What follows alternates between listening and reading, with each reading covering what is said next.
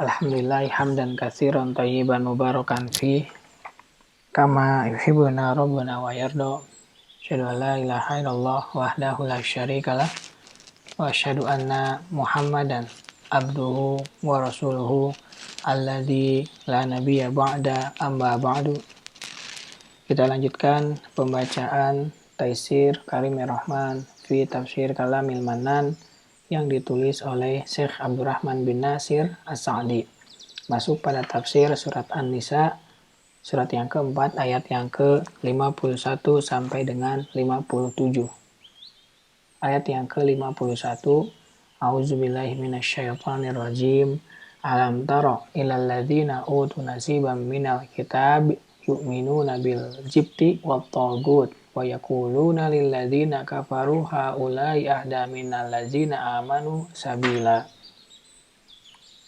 Apakah kamu tidak memperhatikan orang-orang yang diberi bagian dari Alkitab? Mereka percaya kepada jibt dan tagut dan mengatakan kepada orang-orang kafir musyrik Mekah bahwa mereka itu lebih benar jalannya dari orang-orang beriman. Tafsir ayat 51, ini adalah di antara keburukan-keburukan orang-orang Yahudi dan kedengkian mereka terhadap Nabi Shallallahu Alaihi Wasallam dan kaum mukminin, bahwa akhlak mereka yang tercela dan kebiasaan atau tabiat mereka yang kotor membawa mereka kepada tindakan meninggalkan iman kepada Allah dan Rasul-Nya, kemudian menggantikannya dengan iman kepada jibt dan tagut. Artinya, beriman kepada segala peribadatan yang ditujukan kepada selain Allah Subhanahu wa Ta'ala atau berhukum dengan selain syariat Allah, dan termasuk dalam hal itu adalah sihir, perdukunan, dan peribadahan kepada selain Allah dan taat kepada setan. Semua itu termasuk di antara jibt dan tagut. Demikian juga kekufuran dan kedengkian telah membawa mereka kepada pengutamaan jalan orang-orang yang kafir terhadap Allah, dan bahwa para penyembah berhala daripada jalan kaum mukminin. Allah berfirman, wa yaquluna lilladzina kafaru, dan mengatakan kepada orang-orang kafir musyrik Mekah, yaitu karena mereka menjadikannya sebagai suatu jalan untuk menjilat dan mencari muka serta benci terhadap keimanan, haulai ahdai minal ladzina amanu sabila, bahwa mereka itu lebih benar jalannya dari orang-orang yang beriman. Betapa jeleknya mereka, betapa kerasnya kedurhakaan mereka, dan betapa kerdilnya akal pikiran mereka.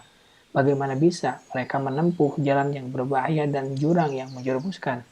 Apakah mereka mengira bahwa hal ini tersamar, tidak diketahui oleh orang-orang yang berakal, atau akan masuk ke dalam akal orang-orang yang bodoh? Apakah sebuah agama yang dibangun di atas ajaran penyembahan terhadap berhala dan patung-patung terus-menerus dalam mengharamkan hal-hal yang baik, membolehkan hal-hal yang kotor, dan menghalalkan jumlah yang banyak dari hal-hal yang diharamkan, kezoliman di antara makhluk serta penyamaan antara pencipta dan para makhluk yang diciptakan, kufur kepada Allah, Rasul-Rasulnya, dan kitab-kitabnya lebih utama daripada sebuah agama yang tegak di atas ajaran peribadahan kepada Yang Maha Penyayang, keikhlasan kepadanya dalam amal perbuatan yang dilakukan ketika sendirian maupun di tengah-tengah khalayak, pengingkaran terhadap segala sembahan selainnya berupa patung-patung, tandingan-tandingan, dan para pendusta, dan di atas ajaran menyambung silaturahim, berbuat baik kepada seluruh makhluk hingga kepada binatang sekalipun, menegakkan keadilan di antara manusia, mengharamkan segala yang buruk, dan mengandung kezaliman serta jujur dalam setiap perbuatan dan perkataan. Tidakkah apa yang mereka perbuat tersebut melainkan karena kebingungan? Dan orang yang berkata seperti itu merupakan orang yang paling bodoh dan paling lemah akalnya, atau merupakan orang yang paling keras kedurhakaan, pembangkangan, dan penolakannya terhadap kebenaran, dan inilah yang terjadi. Ayat yang ke-52, Ulaikal ladzina la'anahumullahu wa man yal'anillahu falang tajidalahu nasiro. Mereka itulah orang-orang yang dikutuk Allah. Barang siapa yang dikutuk Allah, niscaya kamu sekali-kali tidak akan memperoleh penolong baginya. Tafsir ayat yang ke-52. Oleh karena itulah Allah Subhanahu wa taala berfirman tentang mereka, ulaika lazina la'anahumullah. Mereka itulah orang-orang yang dikutuk Allah, yaitu Allah mengusir mereka dari rahmatnya dan menempatkan mereka pada kemurkaannya. Wa may yal'anillahu falan tajida lahu nasira. Barang siapa yang dikutuk Allah, niscaya kamu sekali-kali tidak akan memperoleh penolong baginya, maksudnya yang melindunginya dan mengurus kemaslahatannya, serta menjaganya dari hal-hal yang dibenci, dan inilah puncak dari keterhinaan. Kita lanjutkan pada bagian berikutnya.